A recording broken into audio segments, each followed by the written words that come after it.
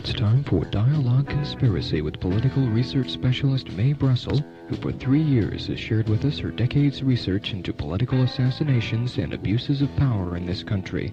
Her program relates the news of the week to emerging evidence about the conspiracy which allegedly maintains by force its control over the legislative and judicial processes in America.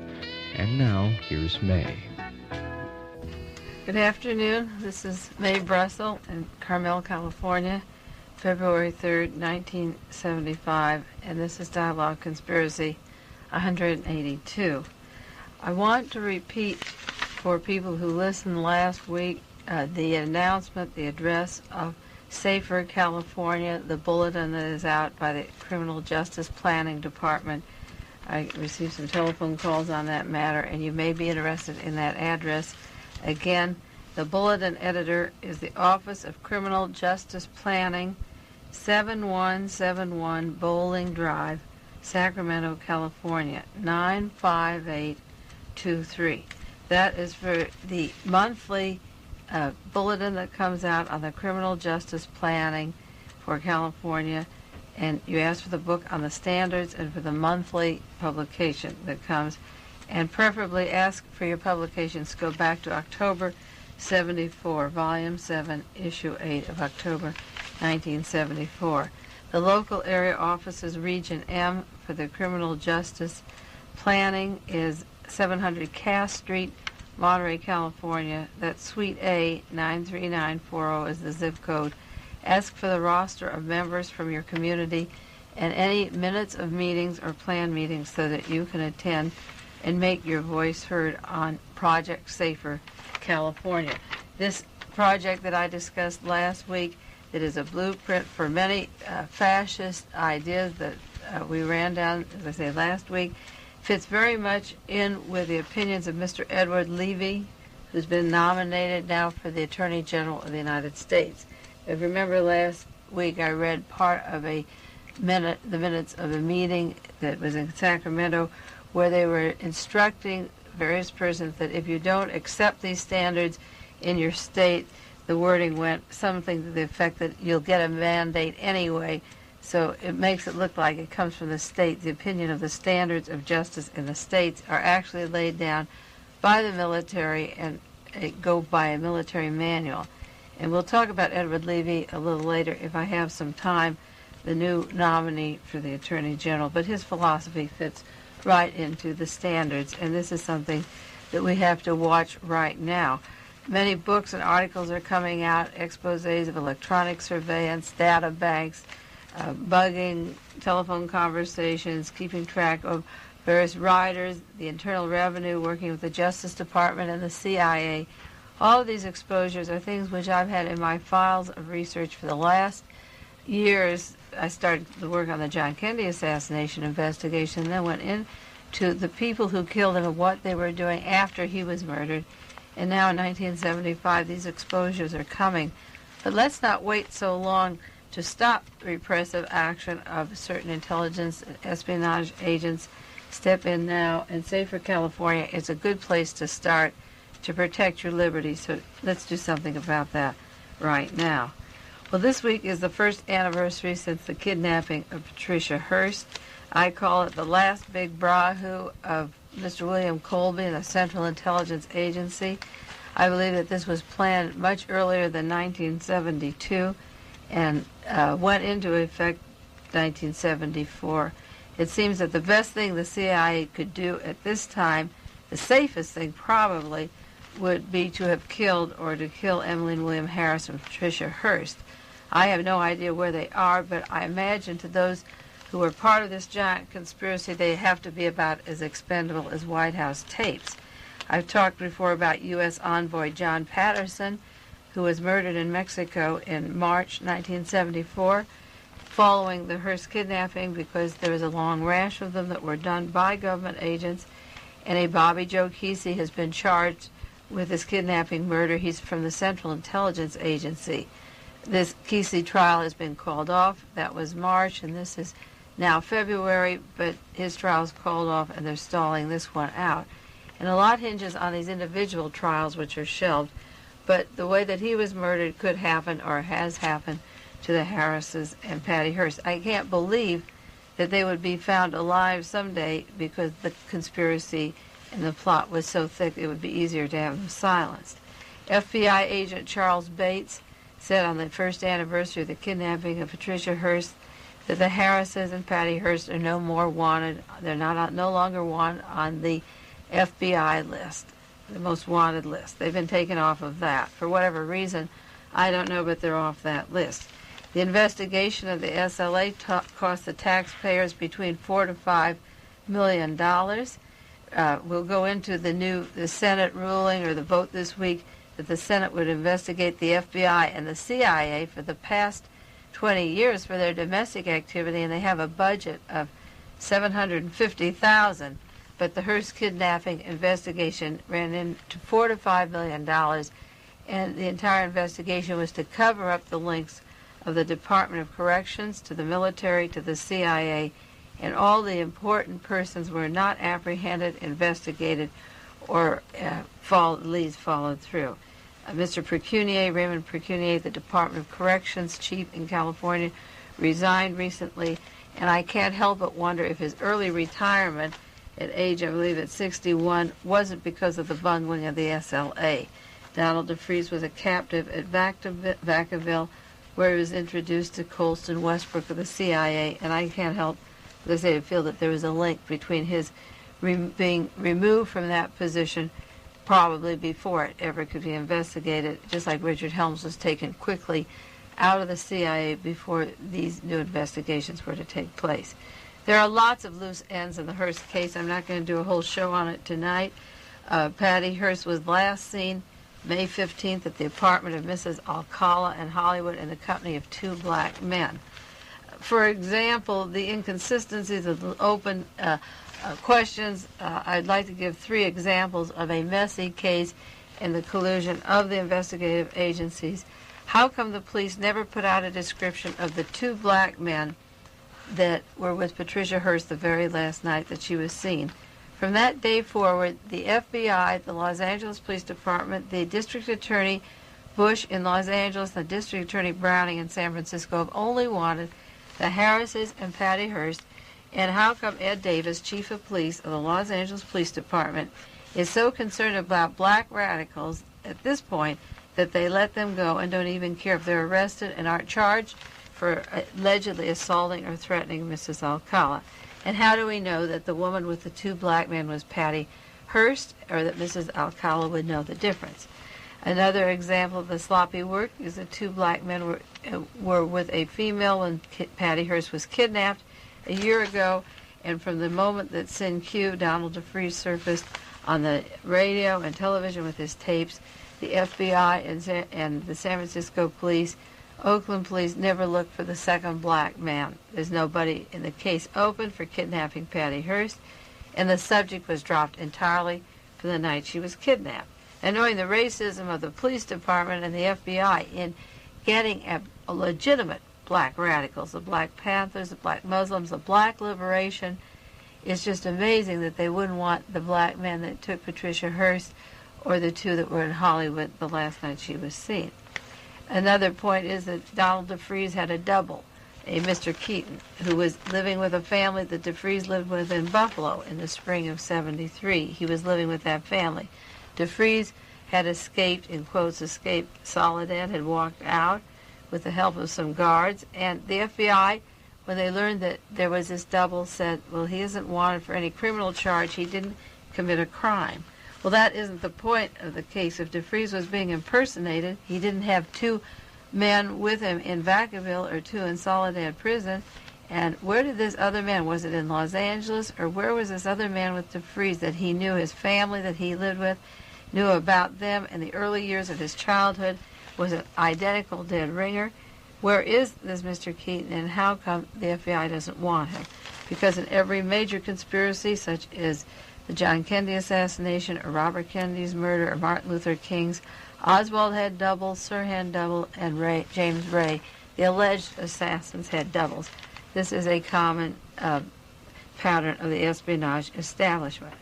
The entire SLA is so filled with questions that it only can be answered if you assume that those people were infiltrated and directed by the military intelligence with the help of the California Department of Corrections and the FBI. So the FBI wants to cool things off, and they are no longer on the most wanted list. Even Catherine Hearst, the mother of Patricia Hearst, said that she would just as soon have her daughter home even if she were Jane Fonda. About 5 months ago, she said she'd rather have her dead than red. If she were a legitimate radical, it would be easier to have her dead. Now her mother has changed her story and says if Patty comes home, we'll deprogram her. And I'm sure that Ted Patrick, the great deprogrammer who just got off some criminal charges on another case, is waiting for his big assignment to deprogram Patty Hearst. The Senate voted 82-5 this week to probe the CIA and the FBI. 82-5.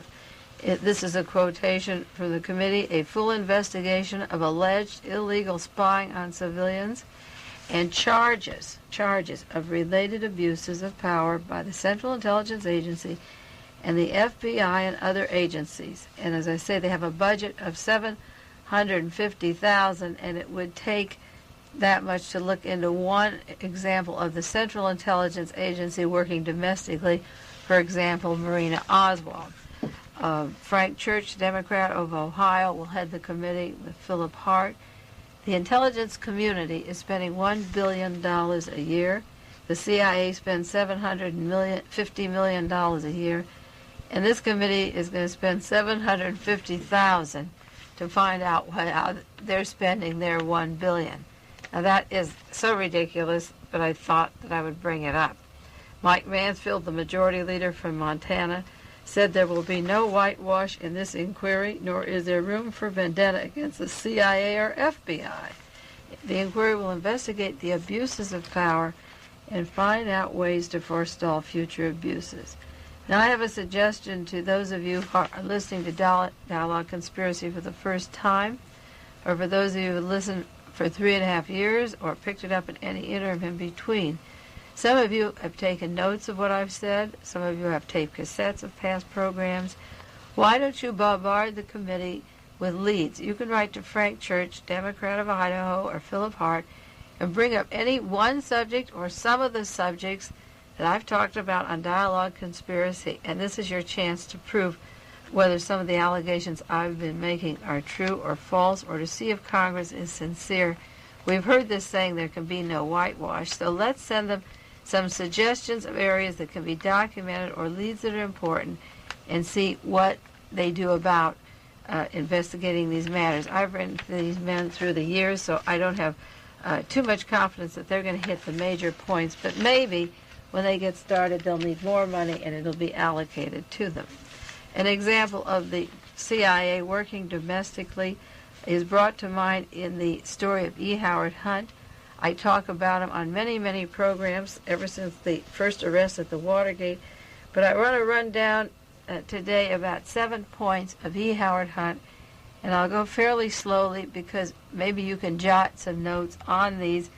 As long as the committees are working back there and you follow my reasoning, the hypothesis, you can write an intelligent letter to this committee and say, will you please get in touch with Mae Brussell, or what about E. Howard Hunt in this position, or support Congressman Gonzalez to open up the Kennedy assassination in lieu of this evidence. I'll read you a news bulletin last week from Congressman Gonzalez, and previously he was asking for an opening up of the CIA based upon the new Watergate exposures and the existing evidence on the conspiracy to kill John Kennedy. But I want to read you a few things about E. Howard Hunt that would fit into the investigation of the CIA taking place in Washington, because it does link also to the Watergate, so they've got a double-barrel thing going there. Some of these things I have mentioned on various programs, but I'm going to list them now and see how you can help put your head in the direction that I'm going with E. Howard Hunt. We have mentioned before that E. Howard Hunt was the man that gave Richard Nixon the most trouble the minute the men were arrested at the Watergate Hotel. It was in June. 3 days later, they were worrying about E. Howard Hunt because they said it would go back to the Bay of Pigs. That's the White House tapes. They said it would go back to the Bay of Pigs. March 23rd meeting, 1973, in the White House, they were talking again about E. Howard Hunt because he was about to be sentenced and he wanted $1 million for silence. And Richard Nixon was talking with John Dean about E. Howard Hunt. Well, one point I want to make it came out in the New York Times this last week was that E. Howard Hunt was the chief of covert action for CIA Domestic Operations Division. That's the DOD. That's that secret organization in the White House from 1962 to 1966. You can write down these dates, 1962 to 1966. Hunt was the chief of covert action. That is the dark espionage secret activities for the CIA Domestic Operations Division inside the United States. And this was from 1962 to 66. This information came out in many sources in the last week. One of them was the New York Times, January the 15th. And Mr. Colby was giving this testimony at his hearings before the Congress, the committees. Also, the second point is that E. Howard Hunt was acting station chief in Mexico City during August and September of 1963. Now, if he was domestic operator chief in 62 to 66, part of his domestic work in the United States took him to Mexico City for 2 brief months. From August to September in 1963, he held 2 jobs. One was acting station chief for the CIA in Mexico City during August and September of 1963, when all the important operatives involved in the John Kennedy assassination were in Mexico City. For 2 months as Domestic Operations Division Chief, he spent those 2 months in Mexico.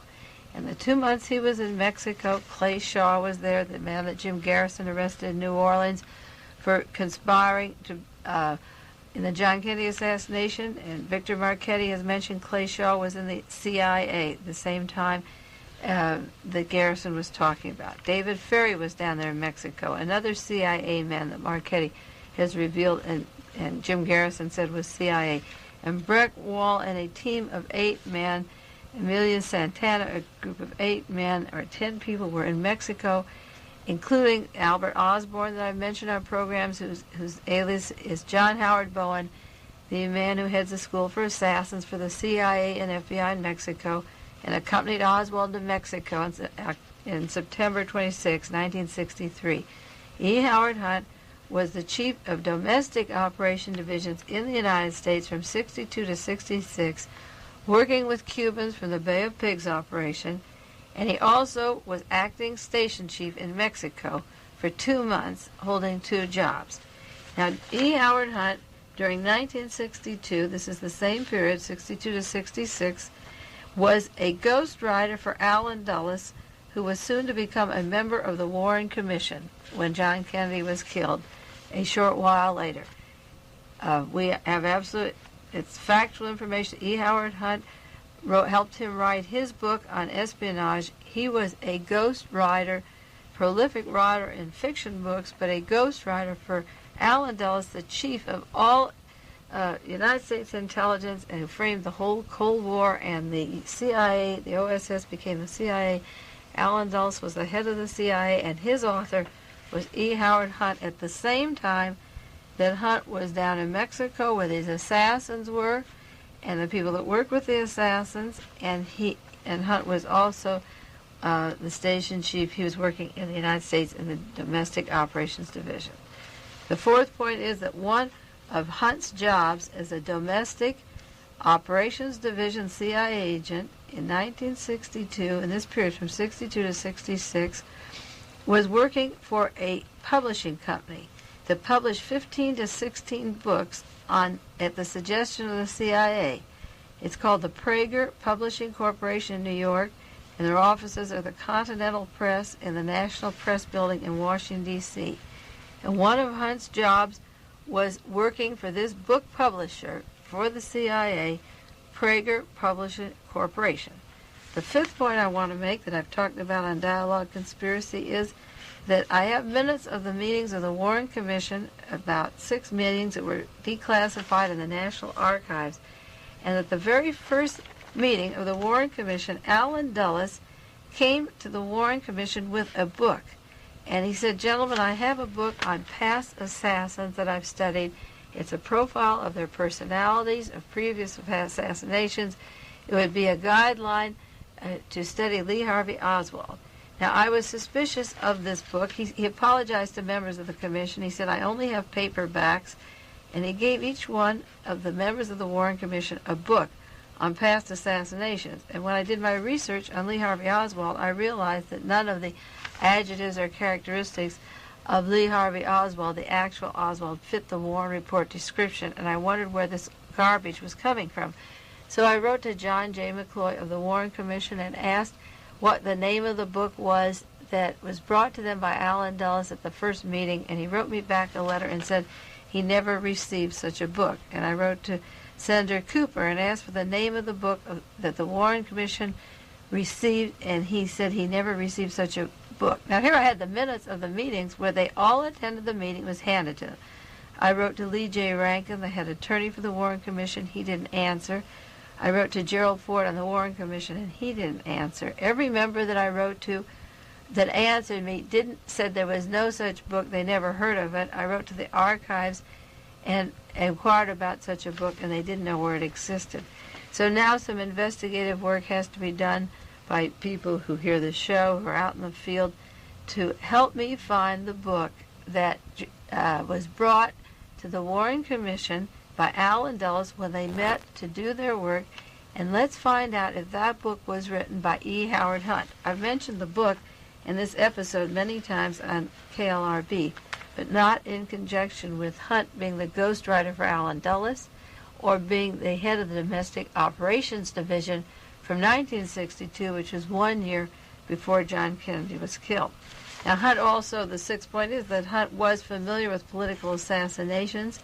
The investigation of the Watergate so far has brought up his links to the plans to kill Castro, and also the plans in 1971 were going to be done down through Latin America to kill the president of Panama. This was one of the assignments of Hunt and Liddy.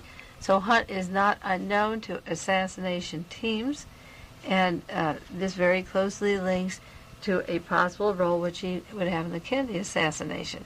Now the question if Hunt's job was chief of covert action from 62 to 66, and 2 months of it was spent with people involved in the Kennedy assassination, and he's writing for Allen Dulles, who was head of the CIA until Kennedy removed him, how much more evidence does the Congress need before they investigate every aspect of E. Howard Hunt and the Kennedy assassination? And then, to add one more factor to this, there's a book called Were We Controlled, written by a man with a pseudonym, Lincoln Lawrence, who worked in the Pentagon.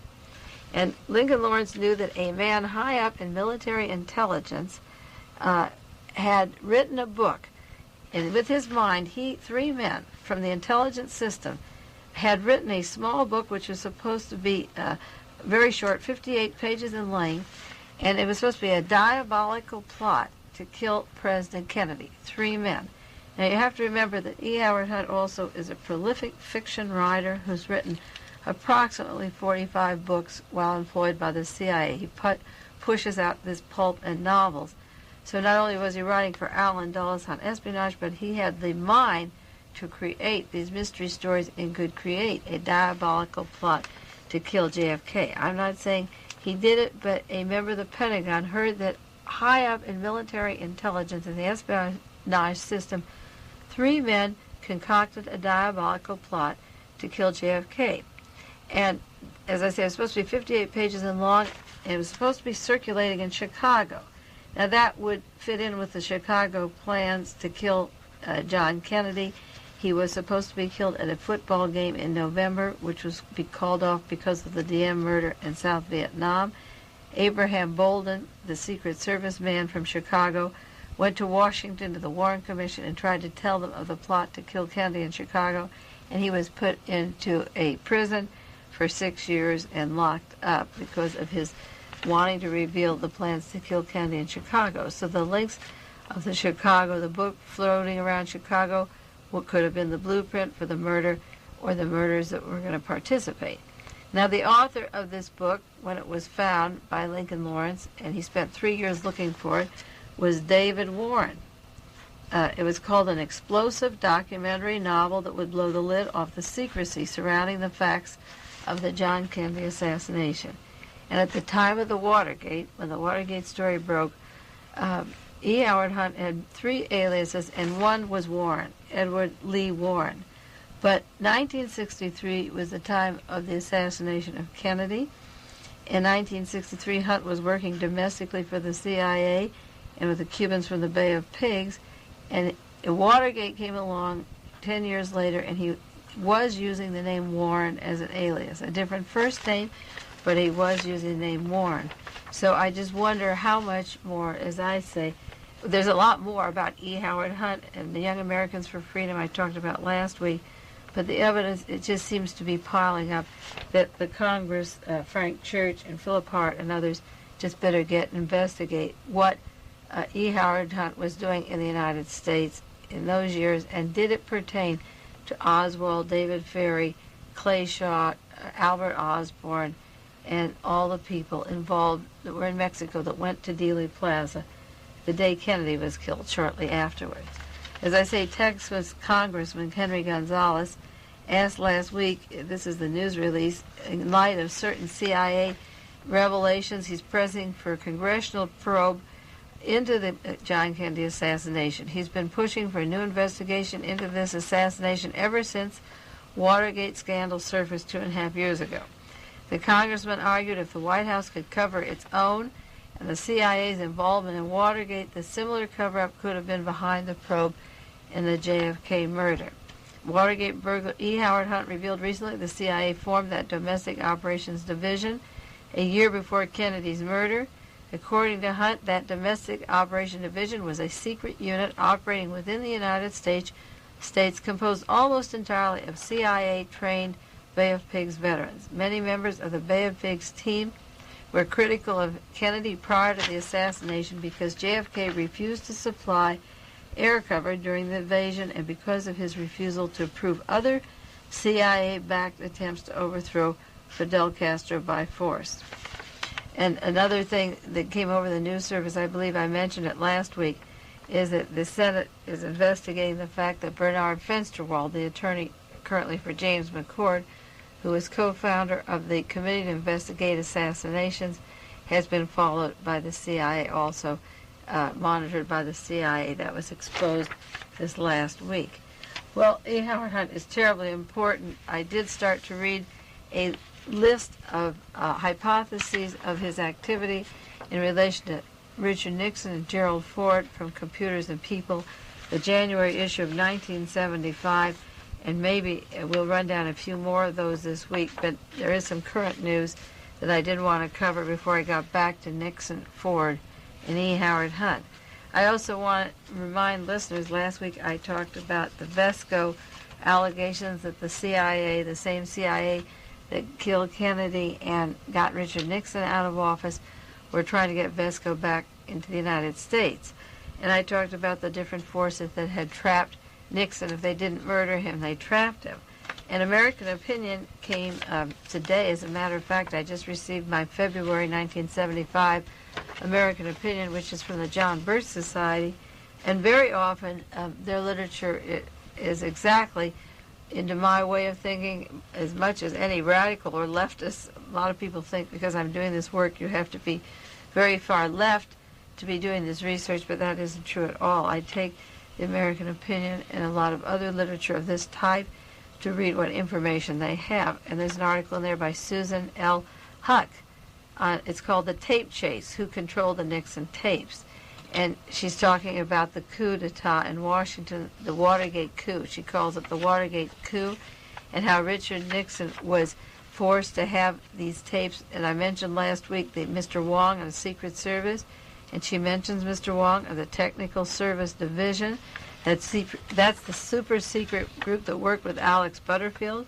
Butterfield came on in time for Richard Nixon in the White House to be taped. And this article has a very interesting section on the keeping the control of Richard Nixon through those tapes, and the moving in of Mr. Haig by Nelson Rockefeller. She talks about Al Haig, who retired from the Army just 6 days before Mr. Haldeman was out of the White House. And Mr. Butterfield had hold of the vault of the tapes, and Haig got into the vault. He got the key to the vault. And this is from the article, quote, it says, perfectly obvious that the subpoenas written for the tapes were by persons who already possessed a most detailed familiarity with what was on the tapes. And how would they know unless the man with the key to the vault made them available? Now, the man with the key to the vault, she said, was General Haig. Nixon had promoted Haig over 240 more generals and put the star on him, the general's star on his shoulder.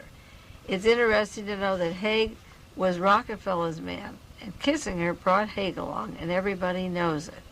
She said there's a lot of play acting involved in the Watergate thing. As Nixon finally figured out he was hopelessly boxed in, if he didn't resign, something worse was likely to happen, and his trusty chief of staff with the key was in regular communication with Mr. Kissinger and Defense Secretary Schlesinger to make sure Nixon didn't try anything. And then she goes on to say the man who inherited it, all of this was nominee Nelson Rockefeller. There's a Rube Goldberg cartoon in American Opinion this month. It shows the 25th Amendment, and then it reaches over and it says the resignation of Agnew. Then something falls down and hits Rockefeller's resignation as government. Then it hits a cat that falls down on a shoe, and you've got the resignation of Nixon. And then you have Ford becomes president, and Ford appoints the vice president, Rockefeller, and then the movement of Rockefeller into the presidency. This chain of command is pretty detailed, and it has the different rooms that were bugged and the belief of the American Opinion that Nixon was shoved out of office and manipulated by these tapes. When you take one piece of evidence after another and line them up, it's overwhelmingly, again, obvious and evident that Nixon was shoved, and he also controls a certain amount of power because he knows as much on the people in power as they know about him. A Time magazine came out this last week with a report that former President Nixon, and this is a good one, and the two Kennedy brothers, Robert Kennedy and John Kennedy, were followed and bugged for their extramarital affairs, and allegedly Mr. Nixon had liaison with a Chinese woman in Hong Kong before he ever became president, which reminds me that former President Eisenhower's mistress died just last week. She passed away, and just a few years ago the truth came out about Franklin Roosevelt and his mistress and her living in the White House and sharing a room next to him in the White House. This article about the Kennedy brothers is of no surprise to me. In the light of my research, I often wondered why Robert Kennedy never investigated the murder of his brother. He was the Attorney General. But as I went into the Warren Commission hearings, the 26 volumes, and got further into my research in the Kennedy assassinations, I recognized a chain of command from Frank Capell, C-A-P-E-L-L. He's from Liberty Lobby. Frank Capell is from military intelligence, and his name comes up in the 26 volumes in the investigation of the death of John Kennedy that the Warren Commission put together of exhibits and witness testimony. And Frank Capell had direct links, you see, to J. Edgar Hoover, and he had information about the extramarital activities of John Kennedy and Robert Kennedy. And after John Kennedy was dead, Robert Kennedy aspired to become the President of the United States, and he chose silence on the matter of his brother's activities and his own, and hoped to run without this blackmail affecting him too much. But we all know the consequences of that, and I always felt that, I know Ted Kennedy was followed, and this has come out not only recently, but many, many months ago, and the FBI not only bugged many congressmen, but the people that were going to be moved high up to office that aspire to be president or important committees. They keep this evidence for years and years and then use it when it's most important to remove somebody out of office. The Chappaquiddick affair was just a drop in the basket, but the Kennedy brothers, because of their extramarital activities, were never able to fulfill a lot of things they wanted to accomplish John Kennedy was murdered, and goodness knows how many things he would have wanted to do if other people didn't know about his private life. We don't know how much he was blackmailed along the way on that, but I do know that Robert Kennedy had to be forced into silence. There's no other reason for his accepting the findings of the Warren Commission until he himself was murdered by the same people. Now, Mr. Colby, I want to change the subject and get back to just one tiny aspect of the CIA exposures which are coming out in the news because they're just gushing out. If you take the Washington Post and the New York Times particularly, there's so much information about the illegal activities of the CIA that even Mr. Rockefeller had to get on television and admit that they were doing wrong. I'm sure they'll get the same kind of sentence that the Watergate people got, which is unindicted co-conspirators, but nevertheless the information is pouring out in various forms, and that's a start. The tip of the iceberg is getting a little bit bigger every week. But William Colby, the director of the CIA, testified before the Senate January the 15th. This is one of the committees and part of his testimony, and he made a statement. This is in quotes. The agency conducted 3 domestic break-ins in 66, 67, and 71, and in each case they involved the premises related to agents, employees, or ex-employees. Now he justifies this like, look, we're not bothering you, America. We're not butting in your business. We're only bugging our own. And I call this the occupational hazard. That you can be copied or murdered. You can be wiretapped, be under surveillance, things stolen from you. It's just boys among boys. So the Senate, they're like a bunch of dumb people, not with information on the purposes of the entries, but perfectly satisfied that 3 domestic break-ins only related to employees. So what's the big fuss? They weren't anti-war people, and they weren't the women's movement, and the Congress accepts that, except they don't ask why. Well, I'll tell you about one of those entries because they admitted one of the entries was Hans Tufte, T-O-F-T-E, but then they dropped the subject. But Hans Tufte, it was a very valuable person who has dropped out of sight in some form or other. He hasn't been in the news at all. Maybe he'll step forward now. He was a man who fought Hitler, was proven to be anti-Nazi, worked with the Free French, was in the underground in Europe. I believe he's from Holland, and became part of our CIA when World War II was over. In 1966, August 1966, my files go back many years, but the August 3rd, 1966, there was the article about a CIA agent found in the middle of a controversy. Hans Tufte's home was robbed by $19,000. Jewels were stolen, and it turned out it was from another CIA man who came in the house and stole the jewels. Tufte had a home for sale in Maryland or Virginia, and his mother-in-law was watching the house. He was out one day, and real estate people, he had the house listed with a real estate agency, and while he didn't know it, the real estate firm arranged for another CIA employee by the name of Kenneth Slocum to enter that home to see the property. And Kenneth allegedly, after this visit with the CIA man, $19,000 were stolen.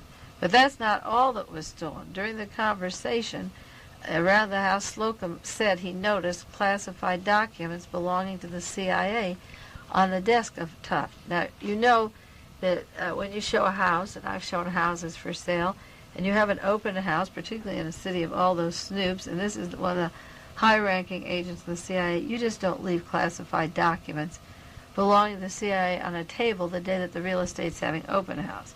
So Mr. Slocum must have carefully arranged to go through with the real estate dealer, go through the possessions of Hans Tufte, and to get vengeance for him for what he took. They must have had wind that something was coming, that Tufte had something there, in order to go this elaborate plot. And they went into there and just distracted the attention, as they say, of his mother-in-law. Now, what was Huff doing? The time in 1966 when this was happening, Tufte didn't believe that Richard Helms should be director of the CIA. You see, Richard Helms had been in Germany interviewing Adolf Hitler.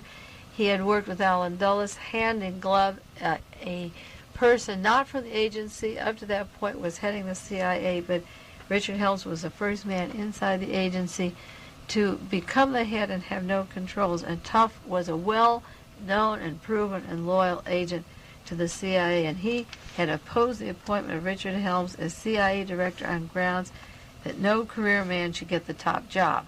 So I'm sure Tufte was marked for something at the time. Now, maybe he was trying to prove a point, because these are the documents that were taken. At the time, Tufte also complained in 1966 that the CIA was following his wife.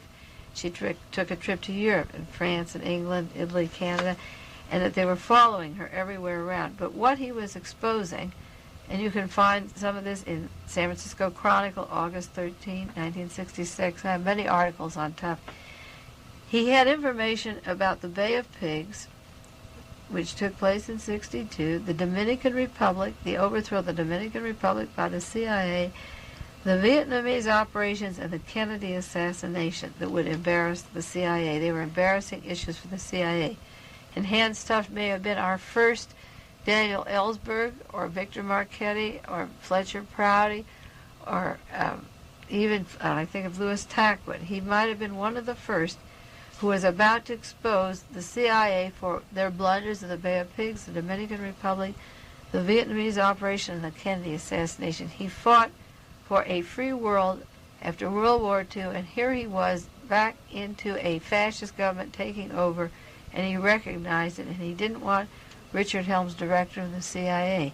So Tufte's home was robbed, and he put an ad in, I don't know whether it was a Wall Street Journal, one of the well-known newspapers, asking for a used espionage agent, and nothing's been heard of Tufte, at least in the 8 papers I take every day. I haven't heard of Tufte since that time.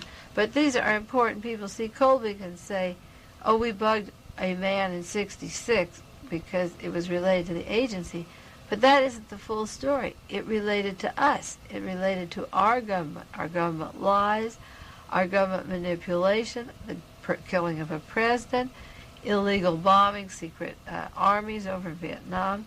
Tufte might have been doing a great service until he was robbed, and then maybe he was sufficiently frightened into silence, so he hasn't become a Fletcher Prouty or Victor Marchetti.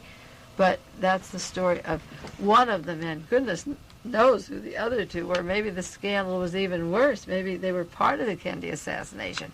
We don't really know who the other two were. Bugged if there were 200, because these men aren't telling the truth under sworn testimony anyway. But he did talk about Tufte.